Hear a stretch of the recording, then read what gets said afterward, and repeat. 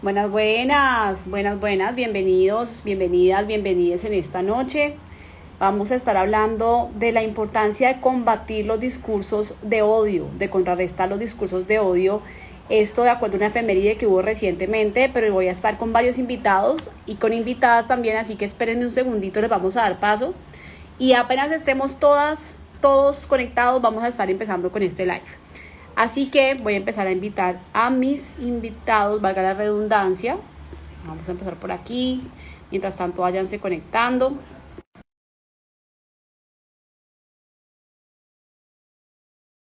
Cuéntenme también qué piensan de los discursos de odio que hemos visto durante tantos años a través de diferentes medios, pero que recientemente también han tomado mayor contundencia en los medios de comunicación, no solo en Colombia, sino a nivel internacional.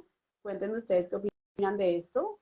A ver, ¿qué más está por aquí? La gente del Observatorio de Discriminación Racial también están por aquí. Vamos a ver si se conectan.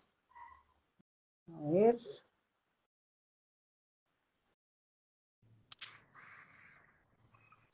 A ver. ¿Quién está por aquí? Anita, hola. Ahora sí, hola. ahora sí lo vamos a lograr. ¿Cómo estás? Bueno, ya está la gente conectándose. Vamos a esperar entonces que nos faltan 2 personas más en este live. Vamos a estar hablando Ana, Margarita y yo con 3 invitados que tenemos en esta noche. Esto va a ser un live corto, conciso, puntual, interesante. Vamos a estar hablando durante media hora, 40 minutos. Ya tengo por aquí las otras invitaciones. Que por aquí está el Ticuna, vamos a aceptarlo. A ver si nos puede conectar, recibir invitación sin problema. A ver, ¿qué más está por aquí? Listo, el Ticuna entrando. Hello, bienvenidísimo. Hello. Bueno, ya Numay como que sí Pakuri, vamos a buenas lograr. noches. Todo muy bien. ¿Cómo están? Perfecto. Muy bien, veo que estamos logrando ahora sí conectarnos como debe ser. Y nos falta Diego del Observatorio de Discriminación Racial. Aquí ya lo tengo y lo voy a aceptar. Y vamos a dar inicio entonces a este espacio. Lo logramos. Ahora sí.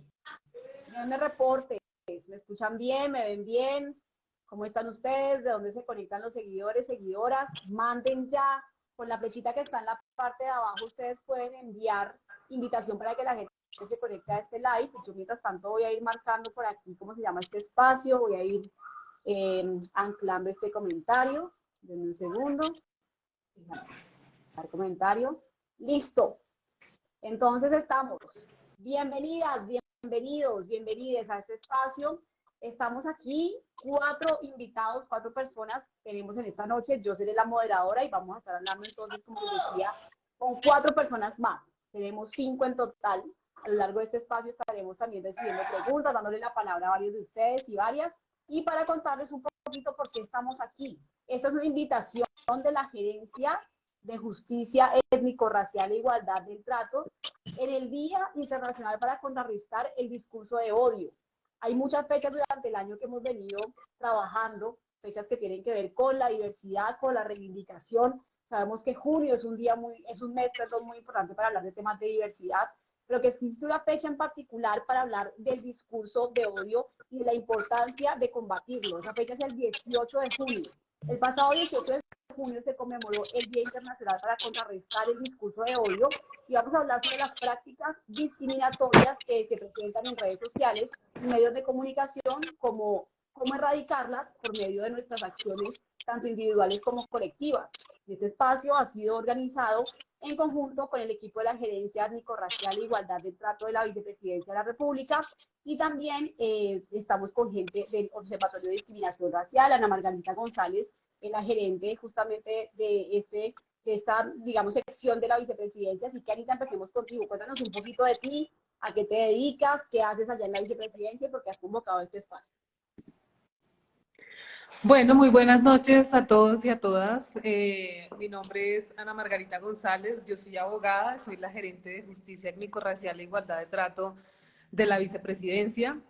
La Gerencia de Justicia Étnico-Racial empezó a funcionar en enero aquí en Vicepresidencia y tiene a su cargo el diseño, la formulación y a implementación de políticas para reducir las brechas étnico-raciales. Particularmente nosotros estamos a cargo de apoyar a la señora vicepresidenta en varias de las misiones que tienen que ver con justicia étnico-racial y derechos de pueblos étnicos. Esas misiones son la reglamentación de la Ley 70 de 1993, que es la ley que reconoce múltiples derechos al pueblo negro afrocolombiano, la implementación, la coordinación para la implementación del capítulo étnico del Acuerdo de Paz, la creación de la Comisión Nacional Intersectorial de Reparación Histórica y también la participación y el enfoque étnico-racial de la vicepresidencia en espacios internacionales, particularmente en escenarios multilaterales de derechos humanos. Esas son algunas de las tareas que tenemos desde esta gerencia, y en el marco de las actividades que estamos realizando, pues decidimos organizar este espacio para conversar con invitados muy especiales, a quienes agradecemos muchísimo aceptar la invitación, sobre discursos de odio y particularmente discursos de odio racial en las redes sociales. Bueno, pero aparte de eso, contarles que Ana lleva muchos años trabajando también en temas que tienen que ver con la justicia en casos de racismo y discriminación. Aparte por su trabajo en la vicepresidencia, es una mujer que ha venido aportando continuamente a que se haga justicia racial, algo que no es para nada fácil en un país como Colombia, pero incluso debo decir que particularmente he asesorado en algunos casos que he tenido que enfrentar, y reconozco con mucho orgullo el trabajo que hace Ana Margarita, tanto desde vicepresidencia como fuera de la vicepresidencia. Gracias. Además de eso, contamos hoy con la presencia de Darío Vázquez, ¿verdad que sí? Es que está Diego Gómez y Darío Vázquez, perdón que los estaba confundiendo. Entonces, a ver, tenemos aquí a Diego o a Darío, perdón, levántenme la mano. Darío Vázquez, hola, Darío, muy buenas vamos a noches. empezar entonces con Darío, claro que sí. Darío Vázquez, porque Diego va a entrar más tardecito. Vamos a hablar con Darío Vázquez, que es integrante del Observatorio de Discriminación Racial, que viene también hace ya, yo creo que más de una década, tú me sacas del error, Darío, más o menos desde 2011 el observatorio viene trabajando en identificar, en visibilizar, en contabilizar, en dar a conocer que el racismo en Colombia y la discriminación siguen siendo temas que afectan, combatiendo un poco esta invisibilidad y también planteando soluciones. Cuéntanos un poco de ti, Darío. Muy buenas noches, muchas gracias por la invitación. Yo soy Darío Vázquez, soy sociólogo, coordino la línea de investigaciones del Observatorio de Discriminación Racial, y como tú lo mencionas, no desde 2011, desde 2006, el observatorio, digamos, viene desarrollando su trabajo. Es fundamentalmente, digamos, un espacio de investigación, de discusión, en el que intentamos como documentar todas las prácticas de racismo y de discriminación racial en Colombia. Y por supuesto intentamos también desarrollar algún tipo de acciones para confrontarlas. Bueno, y también contamos con la presencia de John Montenegro, conocido también como el Ticuna, un influencer, más bien un generador de contenido que hace mucha pedagogía de sus redes sociales, que también hace una crítica muy consciente a las diferentes realidades que se enfrentan en Colombia, desde la etnicidad, desde el ser personas racializadas, desde, digamos, todas estas interseccionalidades que en Colombia pueden llegar a atravesar una persona. Y también, pues queremos que nos cuentes un poquito de ti, te escuchamos. Hola Edna, hola Ana, hola Darío, feliz noche a todos los espectadores. Nada, el objetivo del Ticuna, como la palabra lo dice, es dar honor al pueblo indígena más grande del Amazonas, que es muy poco conocido. Muchos me preguntan qué significa Ticuna. Ticuna es hombre negro, que hace referencia al pueblo indígena más grande de la triple frontera entre Brasil, Colombia y Perú. Y pues me dedico a culturizar a la gente sobre la importancia que tenemos los pueblos indígenas en el país y en el mundo, sobre nuestra ancestralidad, nuestra sabiduría, bueno, las de nuestros abuelos, y yo estoy aprendiendo de ellos. Perfecto. Y en un ratico vamos a recibir entonces a nuestro siguiente invitado, que ese sí es Diego Gómez, que es integrante del Pueblo Romo. Pero primero que todo, quiero que hagamos rápidamente, tenemos solamente 40 minutos para este live, vamos a estar cerrando a las 8 de la noche.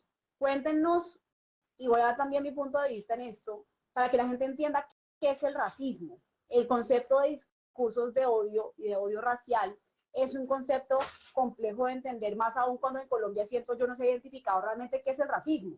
La gente lo confunde con la discriminación, que hace parte, por supuesto, la gente lo confunde con la segregación, la gente todavía no tiene claro qué es el racismo y les doy rápidamente mi concepto. El racismo es ese sistema de poder, un sistema de poder que fue inventado en un punto de la historia para subordinar a unos grupos sociales sobre otros en razón de un fenotipo que realmente no corresponde a una raza. Había que decir también que las razas no existen desde la biología, sino únicamente desde la sociología.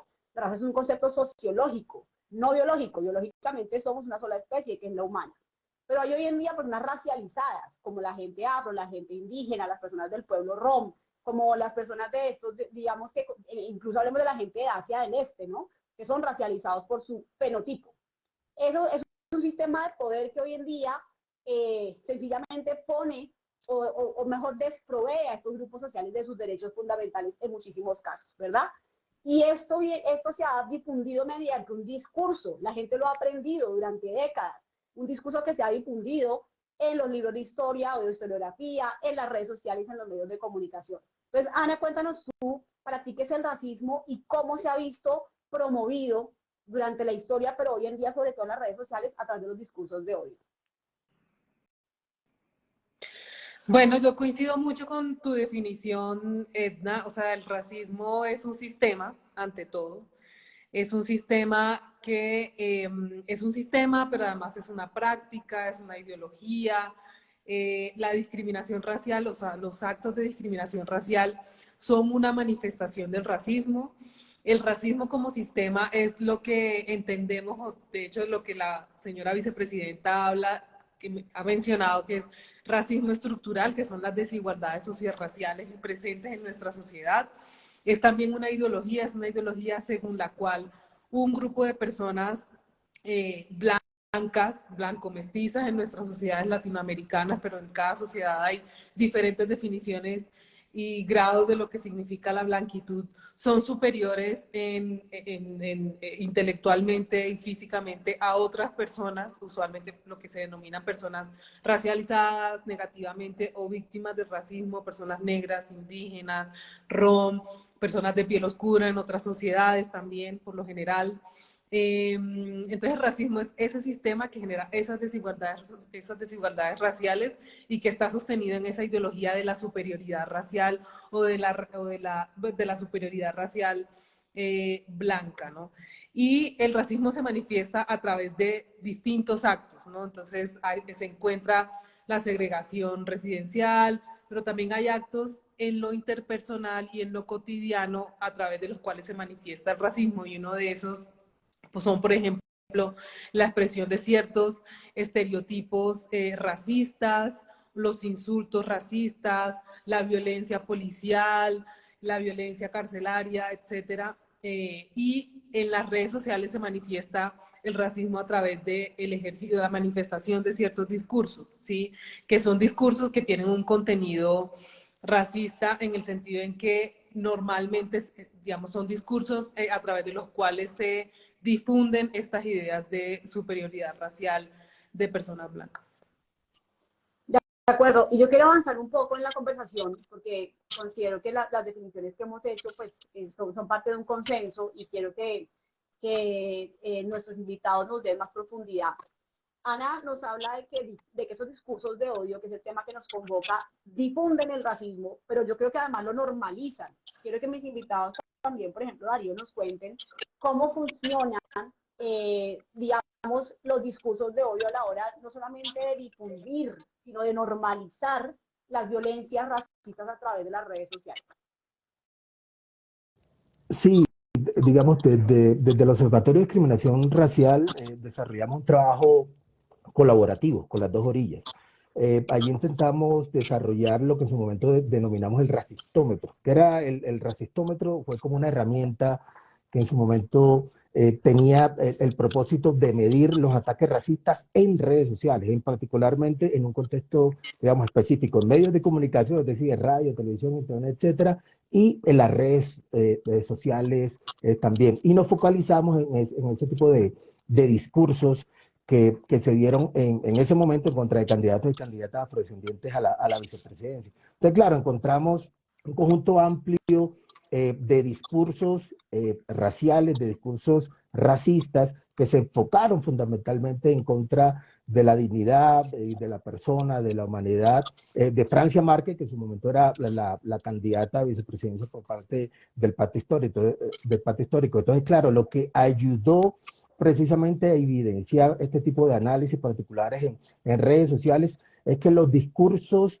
raciales, las lógicas raciales, están totalmente presentes en el conjunto de la sociedad colombiana. Es decir, hay unas lógicas de representación que son totalmente perversas, estereotipadas, prejuiciosas en contra de las personas negras, de sus territorios, de su estética, etcétera, y regularmente se pensaba que eso era un discurso superado, sobre todo cuando hablamos de la ideología del mestizaje, cuando hablamos del multiculturalismo, se tiende a pensar que los discursos raciales ya se superaron, que las prácticas racistas se superaron, que el orden racial se superó, y lo que ayuda a explicar las redes sociales, el estudio de las redes sociales, los discursos de las redes sociales, es efectivamente que esos discursos están presentes, que esos discursos son fuertes y que esos discursos permean al conjunto de la sociedad colombiana, y las redes sociales lo que hacen es precisamente desnudar esos discursos que Claro que regularmente sí. estuvieron ocultos y hacían parte fundamentalmente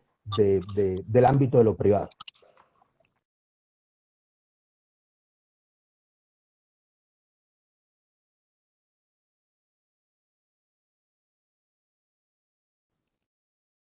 Ejemplos en elementos de análisis más, digamos, de la vida cotidiana, donde podemos identificar esos discursos de hoy en las redes sociales, cómo son, cómo se leen, cómo se escuchan, también un poco cómo combatirlos. Y, por supuesto, hacer hincapié en que, digamos, a la hora de tener personas racializadas en lugares de representación, esos discursos de odio se exacerban, ¿no? Cuando por primera vez en Colombia tenemos no una, sino 5 candidatos a la vicepresidencia afrodescendientes, es como que el racismo que está entre pecho y espalda de los colombianos y que se tragan por simple, digamos, decencia, lo dejan salir en un momento y se empieza a normalizar, ¿no? Y Cuna, ¿tú cómo lo ves?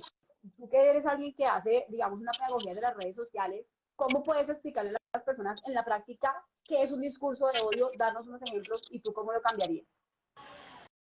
Bueno, como lo decía Ana, lo veo desde la manera en que creen que al ser indígenas o al ser afros o al ser palenqueros, no podemos hacer lo mismo, las mismas cosas que pueden hacer las personas blancas, ¿sí?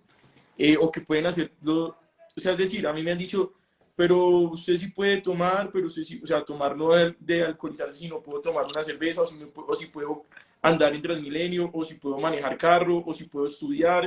O sea, en esa, ha llegado hasta ese nivel de que han criticado cosas que creen que los indígenas no podemos hacer, que solo pueden hacer ciertas personas en sí. Entonces, en ese nivel lo he visto, que porque uso la corona, que se burlan de eso, la corona pues le tengo permiso de la OPIAC y de la UNIC para poderla usar y transmitir la sabiduría. Entonces, en las redes sociales también critican, y esa es como la mayor manera, porque pues obviamente siempre hacia un contenido de entretenimiento educativo, lo que sea, los creadores de contenido siempre vamos a recibir críticas, ¿sí? Pero creo que lo que más normaliza a la gente es que no podemos hacer las mismas cosas que pueden hacer los demás. Es decir, estudiar, montar bicicleta, viajar, montarse en un avión, tomarse una cerveza, etcétera. Eso es lo que más está normalizado. O sea, como que yo sí lo puedo hacer, pero usted es indígena y no lo puede hacer. Y por supuesto eso pasa por el desconocimiento. En mi caso como mujer afrodescendiente, como mujer negra, temas como, pero tú te lavas el pelo, ven, pero puedo tocar, pero déjame tocarte el pelo a ver qué se siente. Y otras cosas que pasan al ámbito mucho más personal. Entonces justamente hablemos de las redes sociales, Ana, y hablemos de los discursos de odio en las redes sociales. Había un comentario muy interesante, no recuerdo quién lo hizo, que decía, esos comentarios siempre han existido, pero con las redes sociales han pasado a la escena pública. Yo estoy de acuerdo con ese comentario. Yo estoy convencida, y es que lo viví tanto, incluso en las casas de familias afrodescendientes y en las casas donde hay mestizaje, hay comentarios como esos. Yo voy a poner un ejemplo muy puntual. Antes, cuando había un equipo de fútbol y un jugador de fútbol que era negro, que es negro, o afrodescendiente, o afrocolombiano, raizal palenquero, cobra un penalti y bota el gol, ¿cierto? Falla el penalti, sale la expresión, este negro hijo de tantas, este negro no sé qué, ¿verdad?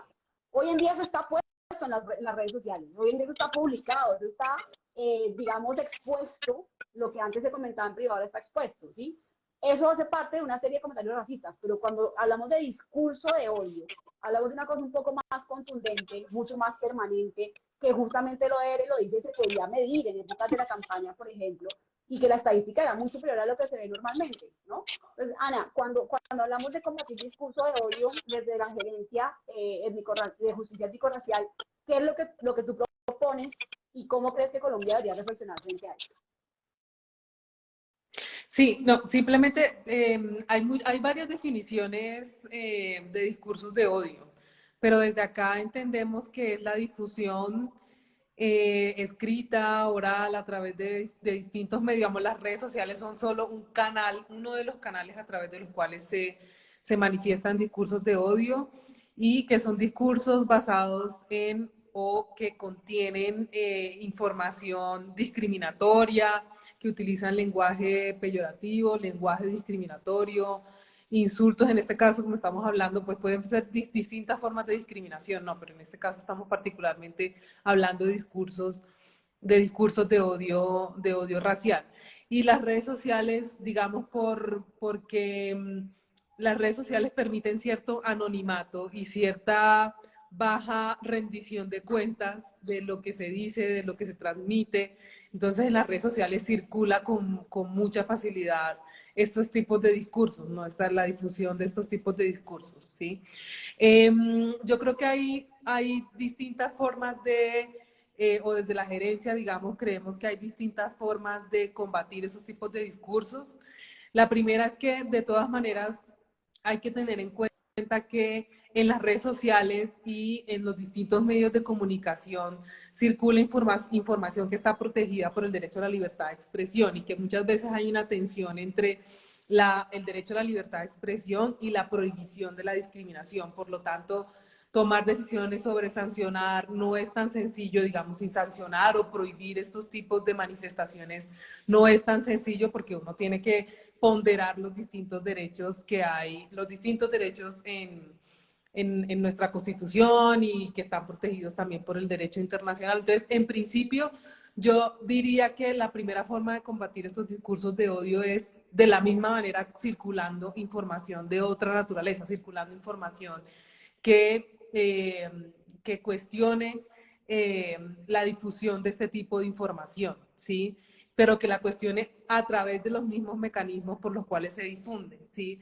Ahora bien, también creo que es necesario ejercer cierto control de la difusión de esta información caso a caso a través de redes sociales, y esto ya implicaría un trabajo más específico de ponderación, como lo decía ahorita, de derechos, y ahí sí me disculpo por el lenguaje jurídico y es que tengo ese sesgo de abogada también, en constitucional también. No, pero es importante aclarar, Ana, que realmente estos discursos de odio pasan a afectar la vida personal de las personas. Yo quiero dejar eso muy claro. La gente también ha pensado, y vamos a hablar de eso con nuestros invitados, que al decir estas palabras no se está afectando realmente los derechos de nadie, ¿sí? Cuando una persona, por ejemplo, en las redes sociales escribe, yo trabajo mucho con el tema de la estética, me parece importante lo que decía el Ticuna, yo trabajo mucho sobre la estética y cuando empiezan con el tema es que el pelo afro es malo, sucio, feo, horrible, desalineado, qué asco, qué porquería, parece un brócoli, parece una esponja, parece que a nadie le afecta. Pues está afectando la autoestima de las niñas, está afectando derechos fundamentales como el derecho a la identidad, derecho a la educación porque no les permiten ir al colegio con su pelo natural, derecho al trabajo porque nos niegan empleos por nuestro cabello afro, que es una parte del cuerpo, derecho a la recreación, la gente se priva de una piscina, del mar, sencillamente cuidando las extensiones, derecho a la libertad, que tú tengas un trabajo X, derecho a la libertad decía, es nos obliga a analizar nuestro cabello para tener acceso a ciertos derechos. Esto lo digo solamente como un ejemplo para redundar en que estos discursos de odio afectan los derechos fundamentales de las personas que son víctimas de tales conceptos. Realmente, pues, el discurso de que los negros son bulliciosos, a mucha gente no le arriendan un apartamento. ¿Me explico? O sea, esto pasa a afectar la vida personal de las personas, y valga la redundancia, y además afecta, es decir, la gente supondrá que, por ejemplo, uno no debería sencillamente dejarse afectar y listo, pero es difícil porque eso está yendo en contra y cuando se vuelve algo de todos los días, pues claramente afecta, ¿no? Entonces, un poco, Darío, cuéntanos, digamos, desde lo observatorio, ¿cómo se mide eso también el impacto en la vida de las personas? Más allá de medirlo en comentarios en redes sociales, ¿cómo medimos cómo esto afecta los derechos fundamentales de las personas racializadas?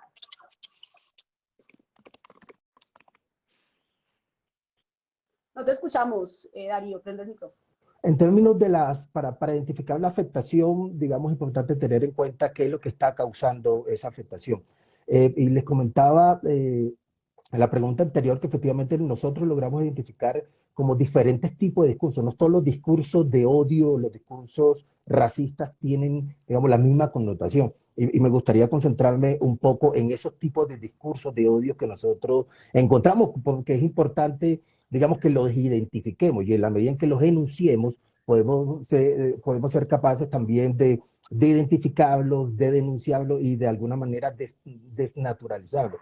Entonces, en primer lugar, digamos, como en esta investigación que nosotros desarrollamos, buscamos investigar todos los discursos racistas en la campaña presidencial, pero lo que encontramos es que se afectó fundamentalmente,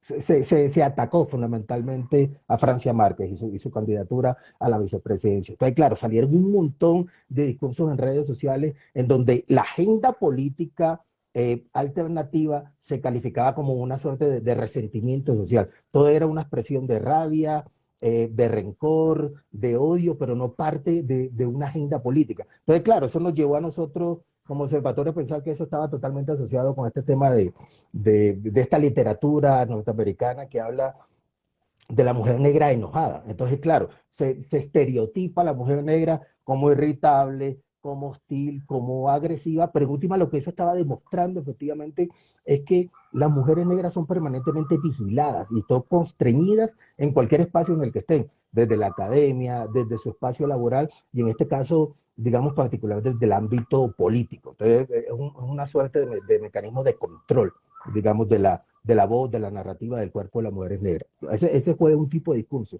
Otro tipo de discurso que identificamos es, digamos, había una negación de alguna manera de la capacidad intelectual de Francia para ocupar el segundo cargo más importante del poder político en Colombia. Y claro, y como observatorio el análisis que planteamos fue, bueno, esto se parece a todo el discurso que existe hoy y que es reproducido no solamente en Colombia, sino a nivel global, del racismo científico, en donde se biologizó de alguna manera la raza para intentar científico. Entonces, claro, se utilizó el discurso científico, se biologizó la raza para intentar demostrar la supuesta capacidad intelectual de las personas blancas sobre las personas mestizas. Y eso lo vemos aún, digamos, hoy, ya decía, pese a los discursos del mestizaje frente a los discursos multiculturales, un discurso que está muy presente hoy en la sociedad colombiana. Hay estudios, perdón, que intentan estudiar el racismo dentro del sistema escolar y le preguntan a los docentes, bueno, ¿dónde brillan los y las estudiantes afrodescendientes? No, es que ellos tienen y ellas tienen una capacidad innata para el baile, para el folclore, pero nunca se reconoce que tienen el deporte, la música, pero nunca se reconoce que son buenos y son buenas nuestros estudiantes afrodescendientes para las matemáticas, para la física, para las áreas de la ciencia. Entonces hay una negación, digamos, de la capacidad intelectual y eso viene, digamos, desde toda esta corriente del racismo científico que fue fuerte a finales del siglo XIX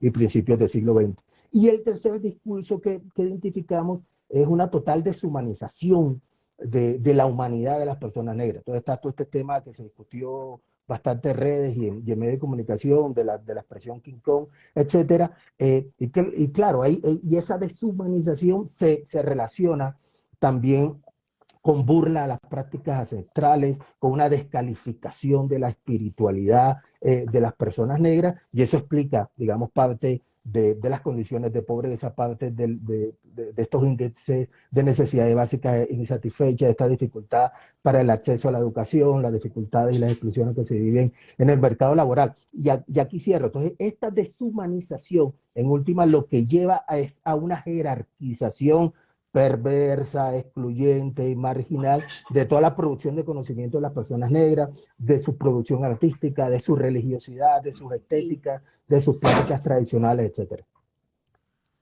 Bueno, eso es un resumen bastante completo. Evidentemente, pues, digamos que pasaste desde la parte de la pseudociencia, ¿cierto? Que empieza a decir que es que biológicamente somos inferiores, hasta efectivamente implantar la idea de que no hay epistemologías que vengan de África ni de los afrodescendientes de la diáspora, o sea, no hay conocimiento producido por la gente afro y así un montón de cosas.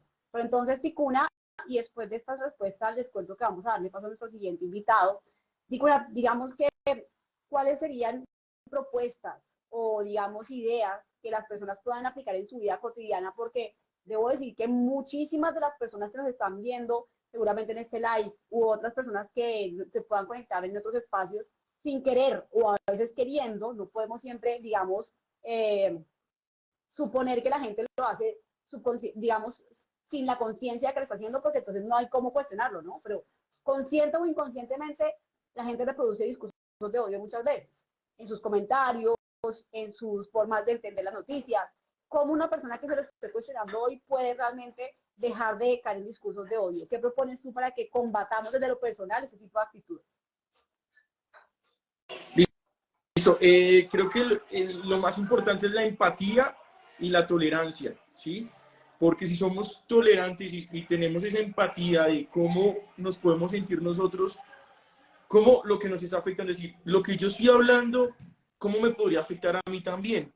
Porque también nomás he escuchado discursos donde dice, es que usted es un gorila, es que usted es un mico, es que usted es descendencia. Sí, así sea, a veces de pronto hay gente que lo dice en recocha, pero a veces uno no sabe la personalidad que tiene el otro que está ahí recibiendo esos insultos y que puede sufrir de depresión. Y esa depresión también puede llevar a la muerte, al suicidio. ¿Sí? Entonces, por ejemplo, el Darío hablaba algo del colegio, y es que en el colegio a mí también me hicieron mucho bullying, y me decían nomás algo tan básico: ¿dónde dejó el taparrabo? Porque creen que que todavía los indígenas andamos sin taparrabo, especialmente los del Amazonas. ¿Dónde tíreme la flecha? Hágame una brujería. O sea, palabras que para algunos pueden ser tan simples, pero para uno pueden, y para la persona que las está recibiendo, pueden llegar a caerle muy duro. Entonces yo creo que ser empáticos y llegar al nivel de entender, que es lo que yo quiero dar en mis redes sociales, que todos somos iguales, que no importa la raza, no importa el color, no importa el género, no importa la ideología, no importa la creencia, todos somos completamente iguales, y al ser iguales no podemos difundir ese mensaje de odio y discriminación. Entonces ese es el mensaje que quiero llegar. Yo creo que, no sé si me salgo yo o se salió ya Darío para que entre Diego. Veo que ya Darío salió, así que vamos a pedirle a Diego que nos envíe, por favor. Diego, envíame la solicitud, te acepto de inmediato. Y mientras Diego ingresa, yo sí pienso que hay dos temas que son fundamentales. Lo primero es que esos discursos de odio son aprendidos. Y yo pienso que gran parte de ese aprendizaje viene de la educación tradicional y de la historiografía eurocentrada con la que nos educan en los colegios. O sea, realmente en los libros de historiografía de los colegios colombianos aparecen los indígenas como gente que anda en taparrabos únicamente. ¿De dónde más los niños sacan eso? Pues de ahí. Es una revisión de lo que estamos enseñando en los colegios. Todavía aparecen las personas africanas únicamente en el rol de esclavizados, encadenados, sucios, heridos, ¿sí? Así que es muy difícil suponer que los niños reproduzcan algo distinto a eso. Hay que revisar, y más allá, si los periodistas que hoy en día hacen contenidos para televisión fueron educados con los mismos libros, pues ¿qué otra cosa van a difundir? Si los influencers fueron educados con los mismos libros, pues están reproduciendo esa historiografía, sin decir que no hay una responsabilidad en ser críticos con lo que difundimos. También alguien a los 30 años, a los 25 o a los 20 ya es consciente de que lo que está difundiendo no está bien, ¿no? Y hay que hacer como una revisión de eso mismo para poder, digamos, balancear esa ecuación y difundir información que sea tan justa como lo es nuestra diversidad en Colombia, ¿no? Que sea equivalente a cuán diversos somos en el país. Bueno, ahora sí, bienvenido a nuestro siguiente invitado, Diego Gómez. Diego Gómez hace parte del pueblo GOM. El pueblo GOM es el pueblo gitano de Colombia. Recuerden que en Colombia tenemos, dentro de la diversidad étnica y cultural del país, afrodescendientes, que somos el 26% de la población, indígenas, 115 pueblos indígenas reconocidos por el Ministerio del Interior, y el pueblo rom, que vive en Colombia, que tiene su propio idioma, que es el romaní o romanés, y que hace parte pues de la diversidad cultural de nuestro país. Bienvenido, Diego, y cuéntanos tú cómo ves este tema de los discursos de hoy. Sí, hola. Bueno, muchas gracias por la invitación. ¿Me escuchan bien? Ok, bien. Nada, referente a este tema, yo también he tenido muchas experiencias desde mi niñez. Digamos que por mi forma física no pueden decir tanto de dónde vengo, pero ya cuando digo soy gitano, ya les cambia totalmente el pensamiento acerca de qué es la cultura gitana. Entonces ya vienen los estereotipos, las cosas malas que les cuentan los papás o cosas así. Entonces para mí este tema es muy importante visibilizarlo para que la gente entienda que hay muchísima diversidad en nuestro país y que empiecen a aceptar que todos somos diferentes. Entonces me parece muy importante estos espacios y pues nada, digamos que en el tema de las redes sociales, si yo me meto a YouTube y buscar como cosas de gitanos, la mayoría de las cosas que voy a encontrar son cosas malas, prejuicios, estereotipos que hay acerca de mi cultura, porque pues como saben los gitanos están en todo el mundo. Yo ahorita me encuentro en Estados Unidos, estoy aquí en Texas, entonces he podido compartir con gitanos de otros países que están acá y me cuentan sus historias de cómo los tratan la gente, sobre todo la gente blanca en Europa. Entonces, sí hay mucha diferencia, o sea, en cuanto al color de piel, siempre te van a tratar de menos. Si no eres igual a ellos, siempre vas a estar por debajo de ellos. Así hayas estudiado, así tengas experiencia laboral, para ellos no cuenta. O sea, siempre vas a ser menos que los que dominan, digamos, en la sociedad, que es la gente pues, de color blanco. Yeah. Sí, yo quiero ir con otra pregunta, en este caso para Diego, ya que acaba de vincularse al live, y es la siguiente. Yo veo aquí como dos espectros. Uno, el de la igualdad. Yo personalmente soy consciente de que somos iguales como ciudadanos ante la ley, pero también de que aquí proponemos también el respeto por la diferencia, ¿no? Que digamos que el mito del país mestizo donde todos somos iguales también ha impedido que se haga conciencia sobre los temas de racismo en Colombia, ¿no? Cuando uno propone hablar de un tema de odio racista o de un tema de discriminación racial, de una vez te dicen, no, pero acá todos somos iguales, ya olvídalo, ya pasó, y realmente en la diferencia es que está el valor de entender que que la diversidad de Colombia es uno de los grandes potenciales, ¿no? Claro que somos iguales ante la ley, la gente que quiera verlo ante los ojos de Dios, pues también, eso ya depende de cada creencia personal, pero digamos que sociológicamente, antropológicamente, personalmente somos diferentes y eso es lo que nos hace maravillosos, ¿no? Este respeto por la diferencia. Y mi pregunta entonces es, para ti, Diego, digamos, es evidente que en Colombia hay afrodescendientes, somos 15 millones de personas, el 26% de la población más o menos, y hemos sido invisibilizados sistemáticamente, igual que los pueblos indígenas. Quieren decir que somos una minoría. En el caso del pueblo romo es que la gente muchas veces ni sabe que existen los gitanos en Colombia. ¿Cómo es esto para ti? O sea, que realmente la gente no sabe, suponen que no existen, nunca han escuchado el romanés, no saben cómo se dice hola. O sea, ¿cómo vives tú, digamos, como gitano en Colombia de esa invisibilización? Ok, sí, como te digo, desde niño siempre estuve solo en mi cultura, no tenía casi amigos no gitanos, siempre nos relacionábamos entre nosotros, porque como viajábamos mucho, no podíamos tener muchos lazos fuertes con gente no gitana. Yo desde niño he viajado mucho, inclusive ahorita, entonces no hay como esa hermandad con la gente no gitana, pero también es porque nos segregamos nosotros mismos por el miedo a ser tratados de una forma agresiva al decir quiénes somos.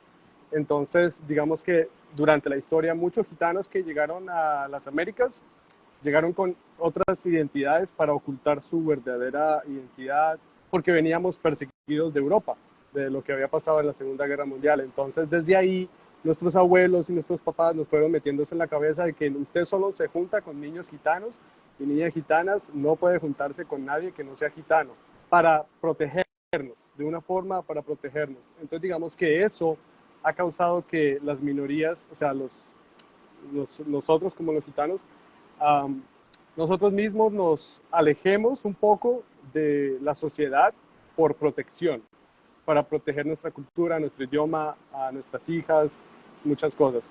Entonces, eso también ha afectado mucho, pero gracias a Dios hoy en día, sobre todo en Bogotá y en unas ciudades importantes de Colombia, se ha desarrollado un enlace, un puente entre la comunidad y el gobierno para que seamos visibilizados y pues han habido personas muy importantes que han ayudado a que eso se reconozca. Entonces, muy, muy importante eso.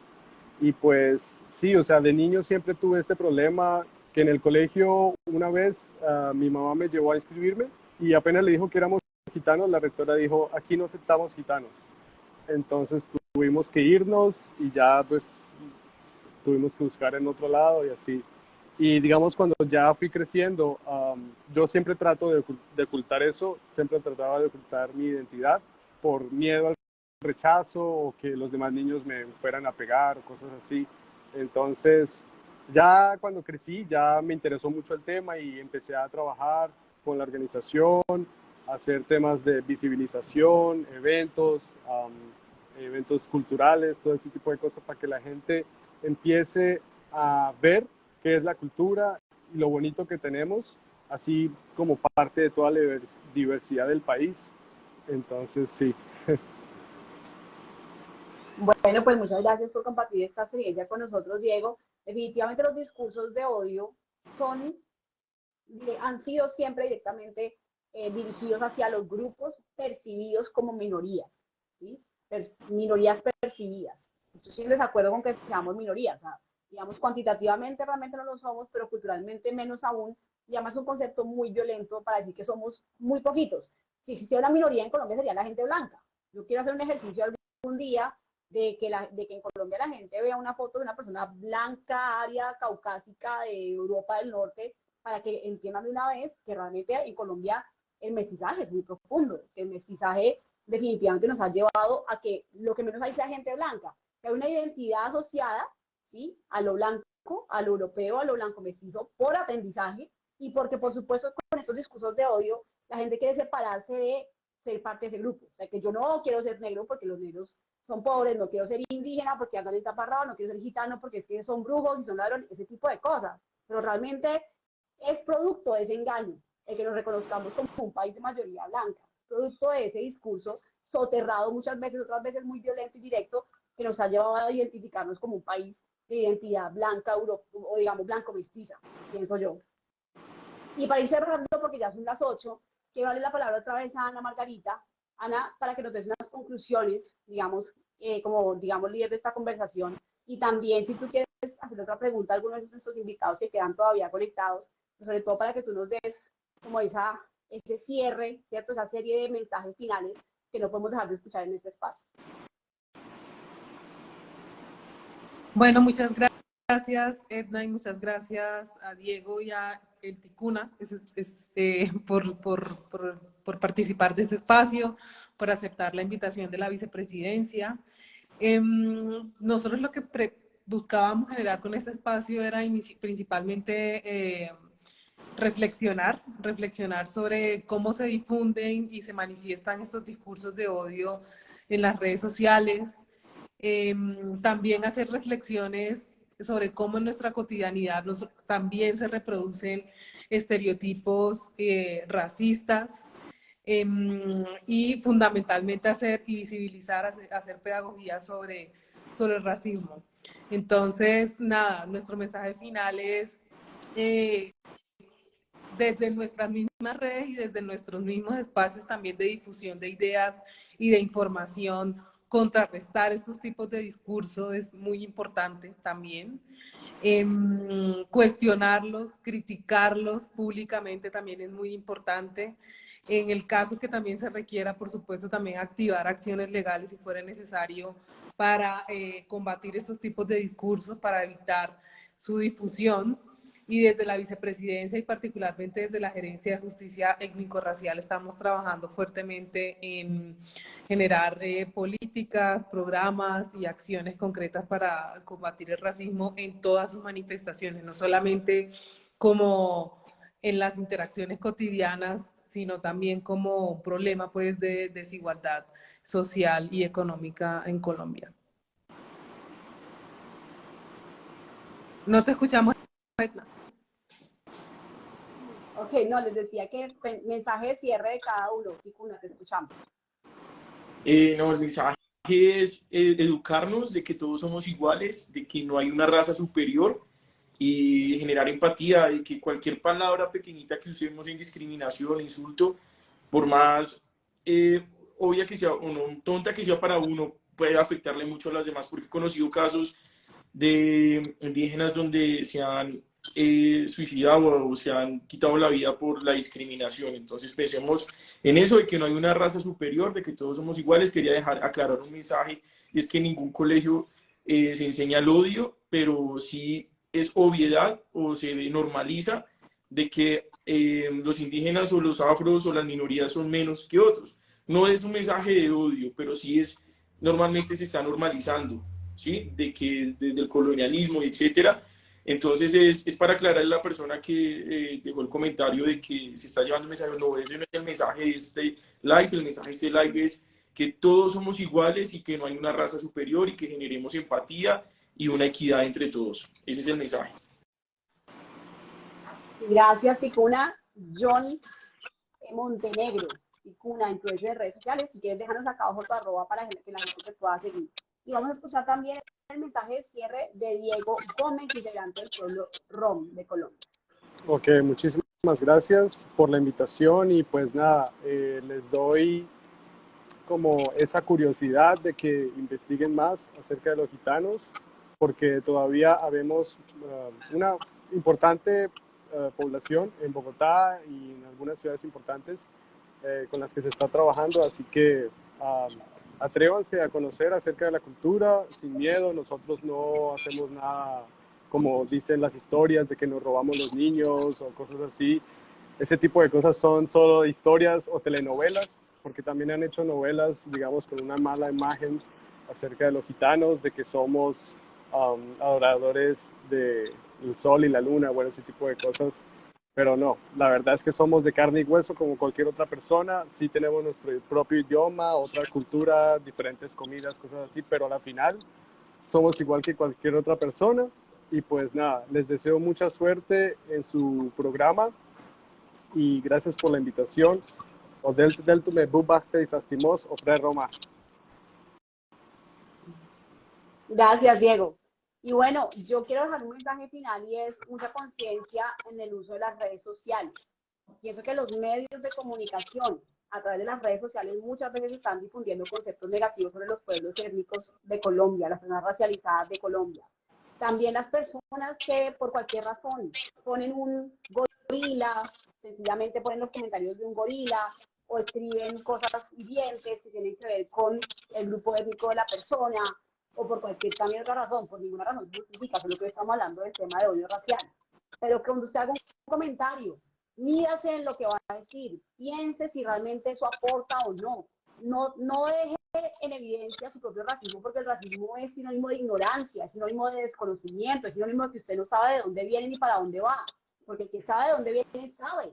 En Colombia, que hay raíces indígenas, afrodescendientes, gitanas, también por supuesto españolas, pero nadie se atrevería conscientemente a decir algo sobre uno de estos grupos étnicos si supiera que en su sangre también hay un poco de eso, ¿no? Conozcamos mucho más sobre la historia de Colombia y finalmente tengamos mucha conciencia de a quién seguimos. Lastimosamente vemos en redes sociales que cuentas que difunden mensajes de odio, cuentas que difunden mensajes poco constructivos tienen mucho más seguidores que cuentas que realmente hacemos un contenido de conciencia, un contenido de promoción de la diversidad, un contenido de promoción de la diversidad cultural de Colombia. Entonces también hay que medirse, o sea, la música que escuchamos tiene que ver con eso.